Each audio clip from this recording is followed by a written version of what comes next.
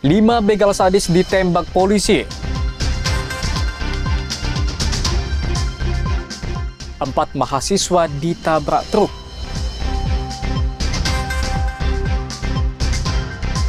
HUT ke-22 Pemkab Nias Selatan terus benahi berbagai sektor.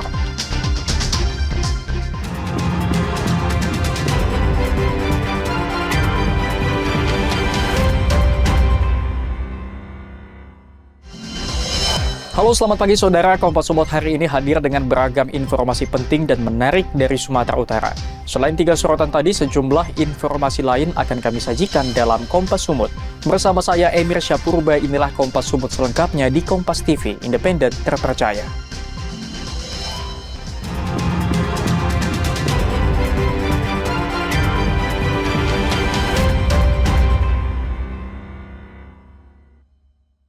Informasi pertama, saudara, 5 orang pelaku begal sadis di kawasan Medan Sunggal diringkus polisi. Pelaku ditangkap saat akan beraksi di Jalan Medan Binjai, kilometer 16.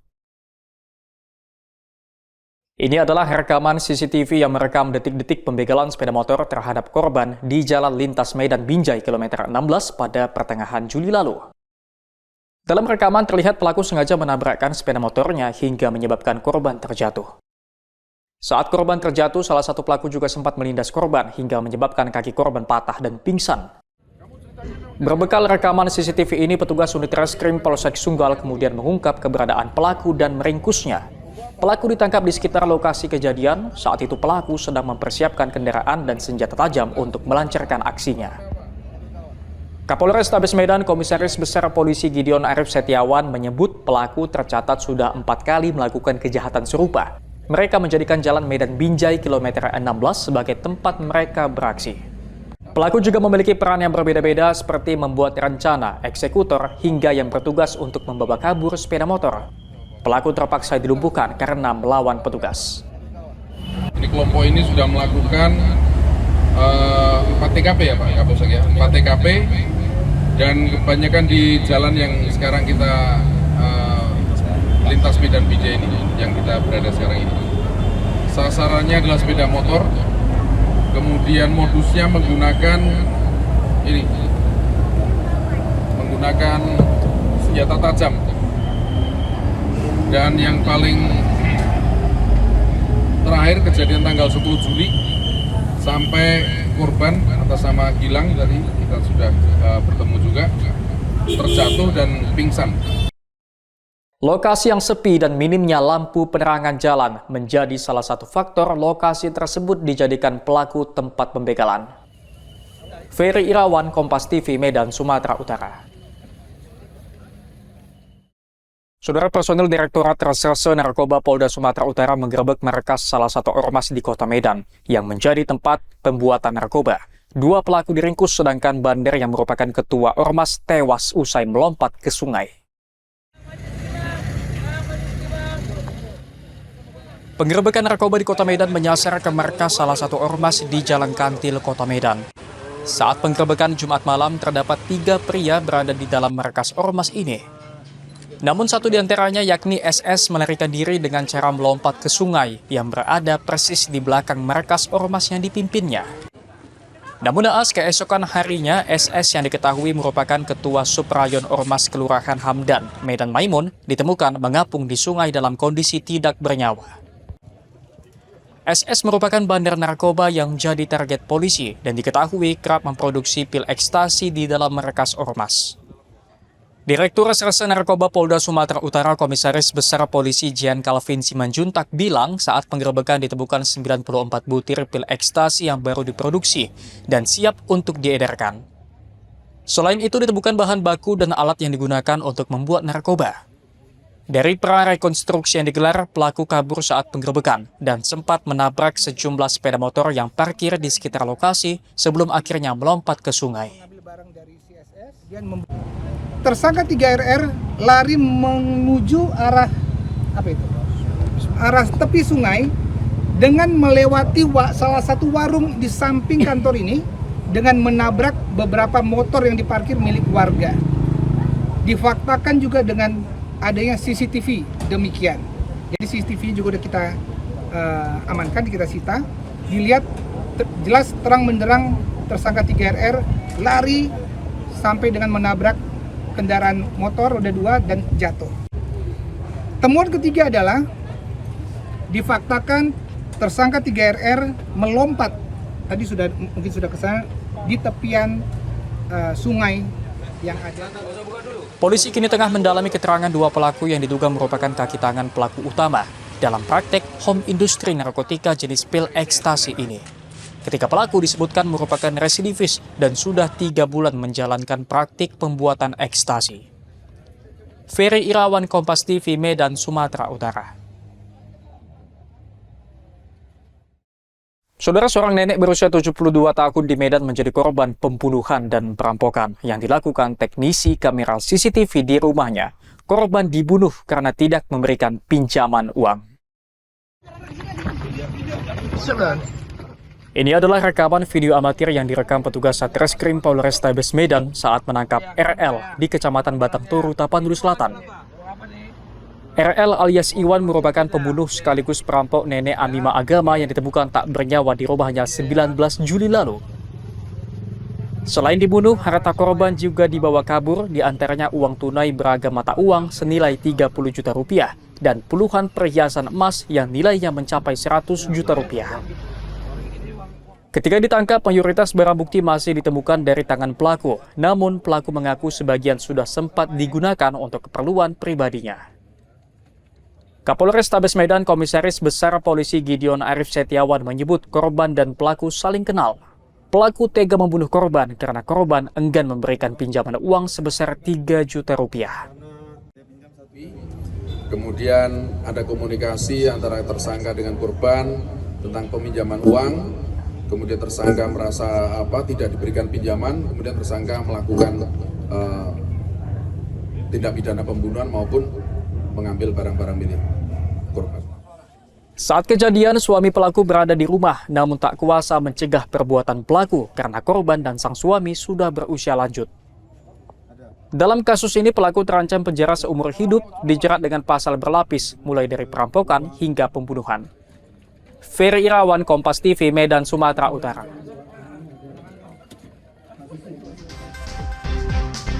Empat mahasiswa ditabrak truk, saksikan usai jeda.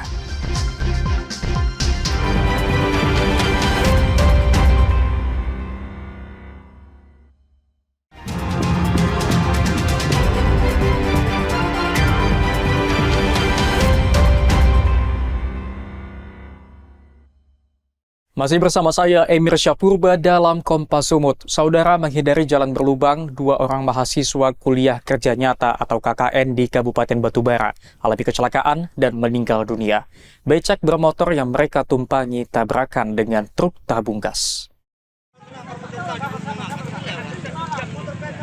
Petugas kepolisian bersama warga langsung mengevakuasi 2 mahasiswa yang mengalami kecelakaan di Jalan 50, Desa 4 Negeri, Kecamatan Datuk 50, Kabupaten Batubara, Senin siang. Kecelakaan bermula saat keempat mahasiswa asal kampus Medan itu mengendarai becak motor dari arah Simpang Dolok menuju 50. Setibanya di lokasi, mereka menghindari jalan berlubang sehingga becak motor yang dikendarai melebar ke badan jalan sebelah kanan. Secara bersama, truk pengangkut gas LPG melintas dari arah berlawanan melaju dengan kecepatan tinggi, sehingga kecelakaan pun tidak terhindarkan. Akibat kecelakaan itu, 2 orang mahasiswa tewas, yakni Wira Wibawa, warga Kabupaten Deli Serdang, dan rekannya Miswan, warga Kota Medan. Tangis histeris kerabat korban pecah saat melihat rekannya terluka di tengah jalan dan dievakuasi. 2 mahasiswa lainnya, Raudatun, warga Aceh, dan Andini, warga Kota Medan, mengalami luka parah. Beberapa orang mahasiswa yang mengendarai becak datang dari arah Simpang Dolok menuju ke 50, sedangkan lawannya yaitu sebuah mobil truk yang datang dari 50 menuju arah sebaliknya. Demikian. Berapa orang yang tewas dalam insiden? Untuk sampai saat sekarang ini, setelah diperiksa di rumah sakit, ada 2 orang yang telah meninggal. Musibah kecelakaan maut ini sudah ditangani petugas unit satuan lalu lintas Polres Batubara. Sedangkan barang bukti kedua kendaraan yang terlibat telah diamankan di kantor unit Gakum Satlantas. Armendo Sinaga, Kompas TV, Batubara, Sumatera Utara. Saudara, warga Jalan Setia Makmur, Kecamatan Sunggal, Kabupaten Deli Serdang terpaksa menanam pohon di tengah jalan rusak. Aksi ini mereka lakukan agar pemerintah memperhatikan kerusakan jalan yang selalu menimbulkan korban. Beginilah kerusakan Jalan Setia Makmur, Kelurahan Sunggal Kanan, Kecamatan Sunggal, Kabupaten Deli Serdang. Jalan yang menghubungkan Kota Medan dengan Deli Serdang ini rusak bertahun-tahun belum mendapatkan perbaikan. Warga sekitar sudah lama mengeluhkan kondisi jalan yang berlubang di sejumlah titik dan tergenang air. Lubang-lubang yang cukup dalam selalu menyebabkan warga terjatuh, pengendara kesulitan melintas, dan setiap hari terjadi macet. Salah seorang warga, Siti Asma, mengatakan jalan ini sering membuat pengendara motor terpeleset dan jatuh ke kubangan berlumpur dan korban sudah cukup banyak. Jadi kadang ada mobil mogok, kereta mogok, mobil masuk paret, ada lagi yang jatuh. Kadang sampai pincang orang. Ya, berarti sudah cukup banyak korbannya. Iya. Jauh ini dari pemerintah sendiri sudah ada upaya untuk perbaikan, Bu? Belum Belum ada ya? ada. Hampir 4 tahun belum ada perbaikan upayanya. Harapannya apa nih, Bu? Ya harapannya ya segeralah diperbaiki karena pun berdampak sama yang pedagang. Pohon pisang ini ditanam warga sebagai tanda agar pengendara tidak jadi korban, sekaligus simbol keprihatinan warga terhadap ketidakpedulian pemerintah setempat. Warga sudah beberapa kali menyampaikan keluhan pada pemerintah daerah, namun belum direspon. Dedi Zulkifli, Tarigan, Kompas TV, Deli Serdang, Sumatera Utara. Saudara, atasi persoalan fenomena air Danau Toba dan kebakaran hutan, pemerintah Provinsi Sumatera Utara telah meneliti kondisi air dan merekayasa cuaca untuk mencegah titik api. Kemelut Danau Toba dengan persoalan kebakaran hutan dan lahan sudah ditindaklanjuti pemerintah Provinsi Sumatera Utara. Untuk persoalan kebakaran hutan, pemerintah telah melakukan rekayasa cuaca bekerjasama dengan BMKG agar kebakaran hutan dan lahan yang menghanguskan perbukitan Danau Toba tidak meluas. Selain mengatasi kebakaran, pemerintah juga telah mengambil air permukaan Danau Toba untuk diteliti, sehingga nantinya akan diketahui penyebab fenomena keruhnya air Danau Toba yang menyebabkan kematian puluhan ton ikan di lokasi wisata tersebut. Air Danau Toba. Untuk hari ini kita lagi nunggu hasil penelitian airnya, dimana sampel air sudah diambil, apakah memang ada zat kimia yang tersebar di situ karena kegiatan apapun kegiatan yang di atas Danau Toba. Karena kita lagi nunggu hasil labnya. Tapi sejauh ini berapa kali pandangan dan diskusi dengan beberapa ahli, kemungkinan ya, kalau nanti, tapi sambil menunggu hasil tadi, kemungkinan karena menurunnya muka air Danau Toba. Saat ini pemerintah masih menunggu hasil pemeriksaan laboratorium apakah fenomena keruhnya air Danau Toba tersebut faktor alam atau adanya campuran kimia. Dedi Rizky Ginting, Kompas TV, Medan, Sumatera Utara. Kabupaten Nias Selatan terus berbenah, saksikan usai jeda.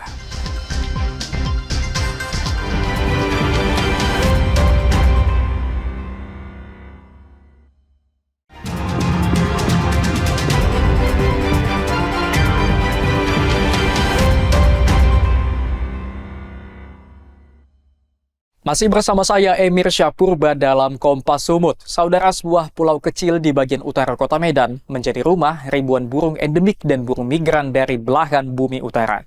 Selain menjadi rumah ribuan burung, pulau seluas 1,3 hektar juga menjadi benteng alami saat air laut pasang.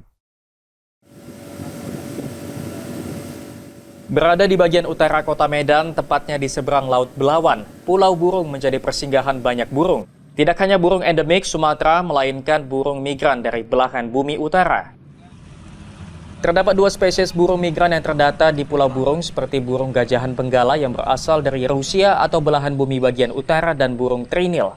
Burung-burung migran ini biasanya datang antara bulan November hingga Februari. Kelompok masyarakat pemerhati mangrove mengaku Pulau Burung ini awalnya hanya memiliki luas setengah hektar pada tahun 2011. Setelah rutin dilakukan penanaman mangrove, kini Pulau Burung memiliki luas 1,3 hektar. Kemudian kami mulai melakukan penambahan penanaman, dan akhirnya burungnya makin bertambah di situ. Nah, ini memang seharusnya sudah menjadi konservasi kita karena ini adalah Kota Medan. Ya. Jadi masyarakat juga harus tahu bahwa di Kota Medan ini ada pulau burung yang di situ juga ada burung migran. Jadi ada 2 spesies burung migran di situ. Yang biasanya di bulan-bulan 11 sampai bulan-bulan Februari ya mereka datang ke situ. Salah satunya gajan penggala sama trinil, burung migran. Dan juga ada burung juga tongtong, burung bango tongtong. Pemerintah Kota Medan diharapkan memberikan perhatian khusus pada pulau burung. Karena selain menjadi rumah bagi aneka ekosistem, pulau burung juga mampu menjadi benteng yang menahan abrasi di perairan Belawan. Dedi Zulkifli Terigan, Kompas TV, Medan, Sumatera Utara. Saudara, seorang wanita asal Kota Medan mampu meracik sampah organik menjadi arang berikat. Hasil eksperimennya kini diberi nama berikat sehat dan laku di pasaran seperti pengelola rumah makan, kafe, dan hotel. Berbekal hasil eksperimen dan penelitian tesis semasa di bangku perkuliahan, seorang wanita warga Jalan Bajak 2, Kecamatan Medan Amplas, mampu menciptakan produk berikat sehat. Produk berikat atau arang bakar ini diracik dengan campuran sampah organik seperti daun, kayu, dan tempurung kelapa dibakar hingga menghitam, kemudian digiling hingga halus. Hasil yang sudah halus tersebut dicampur dengan adonan lem yang terbuat dari tepung tapioka. Adonan arang itu lalu dicetak pada mesin khusus untuk mendapatkan bentuk yang lebih menarik. Usai dicetak, berikat kemudian dipindahkan ke dalam talam untuk selanjutnya dijemur di bawah sinar matahari sampai tekstur arang benar-benar kering dan siap untuk digunakan. Arang berikat sehat ini menurut Rena memiliki perbedaan dengan berikat lainnya. Produk miliknya disebut memiliki keistimewaan dalam proses pembakaran, sehingga disebut sebagai arang sehat karena asap racun hasil pembakaran sampah ini tidak kembali ke arang melainkan berubah menjadi asap cair dan ramah lingkungan. Ya gini, jadi kalau arang yang lain setahu kita kan dia cara pembakarannya arang kayu-kayu disusun. Kemudian ditutup dengan daun-daunan dan tanah liat. Dan dia dibakar dari bawah. Sehingga pada saat terjadi proses pembakaran tadi, zat-zat berupa getah yang ada di dalam sampah organik, ketika dia dibakar sifatnya berubah jadi racun. Nah, ketika terbakar dalam posisi seperti itu, racunnya kembali lagi ke arangnya. Tetapi kalau berikat kita, dia sampah-sampah dimasukkan ke dalam tabung pirolisis, dia tidak disentuh langsung oleh api. Sehingga pada saat terjadi pembakaran, asap-asapnya tadi kita kumpulkan, kemudian didestilasi, maka dia berubah sifatnya menjadi cair. Jadi asap tadi yang berbahaya atau beracun itu sudah menjadi asap cair yang nantinya asap cair kita olah bisa menjadi pengawet kayu, kemudian kita suling bisa menjadi pengganti pestisida, disuling lagi bisa menjadi pengawet makanan, bahkan bisa menjadi pengawet kosmetik. Dalam sehari, Rena bisa memproses 20 kg arang berikat sehat dan mampu memasuki pasar penjualan baik melalui online dan penjualan langsung. Rena berharap kedepannya akan hadir rumah berikat lainnya minimal 1 per kecamatan untuk dapat mengatasi permasalahan sampah di lingkungan sekitar. Saudara, ribuan masyarakat menghadiri perayaan ulang tahun Kabupaten Nia Selatan ke-22 di lapangan Orurusa, Teluk Dalam. Pemerintah Kabupaten Nia Selatan akan terus melakukan pembangunan di seluruh sektor untuk menunjang kepentingan masyarakat.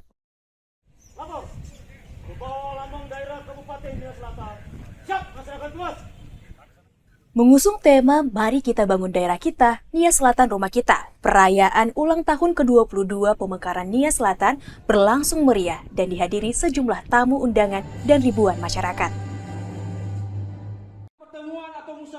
Bupati Nia Selatan Sokiatul Laia dalam sambutannya mengajak seluruh elemen masyarakat untuk terus mengenang jasa para perintis dan pejuang pemekaran. Bersama Wakil Bupati, ia akan terus melakukan pembangunan di seluruh sektor untuk menunjang kepentingan masyarakat di Nia Selatan, seperti pembangunan infrastruktur, dengan terus berkoordinasi dengan pemerintah provinsi dan pusat.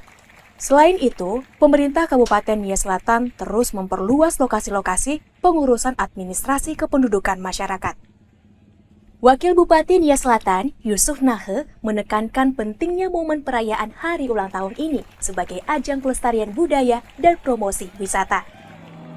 Menurutnya, masyarakat dan pemerintah Kabupaten Nia Selatan harus menjaga dan memperkenalkan budaya Nia Selatan ke dunia internasional. Dia sudah tahu bahwa temanya dalam budaya bermuara Selatan. Selatan adalah tema kita. Dengan tema ini kita berharap masyarakat Selatan bersama-sama membangun Kabupaten Selatan. Capaian yang sudah dicapai pemerintah Kabupaten Selatan sampai saat ini seperti apa? Baik, capaian-capaian yang sudah kami capai itu, terutama di masa pemerintahan kami dalam 100 hari ke depan, terutama itu terkait dengan masalah transportasi ke lautan. Kita sudah berusaha dan sudah berbuat bagaimana transportasi yang menghubungkan ke dalam dan ke Batu itu bahkan sampai ke Ibala itu bisa teratasi dengan baik. Dan kemudian usaha kita juga terkait dengan masalah pelayanan publik, terutama dalam pelayanan administrasi kependudukan. Masyarakat Nia Selatan tidak perlu lagi datang ke kantor dinas Dukcapil, tapi cukup dengan aplikasi yang akan difasilitasi oleh aparat desa maupun para kepala desa, sehingga masyarakat lagi tidak akan mengeluarkan biaya dan kemudian tidak akan memakan waktu yang lebih banyak lagi untuk mengurus administrasi kependudukan tersebut. Puncak acara perayaan Hari Ulang Tahun Pemerintah Kabupaten Nia Selatan ditandai dengan pemotongan tumpeng ulang tahun sebagai simbol semangat baru menuju masa depan Nia Selatan yang lebih maju. Perayaan semakin semarak dengan pertunjukan seni dan budaya daerah, seperti penampilan pencaksilat tradisional, tari perang, atraksi Famadaya Harimau, dan alunan lagu daerah miti-miti dari Kepulauan Batu menggugah antusiasme masyarakat. Tim Liputan Kompas TV, Nia Selatan, Sumatera Utara.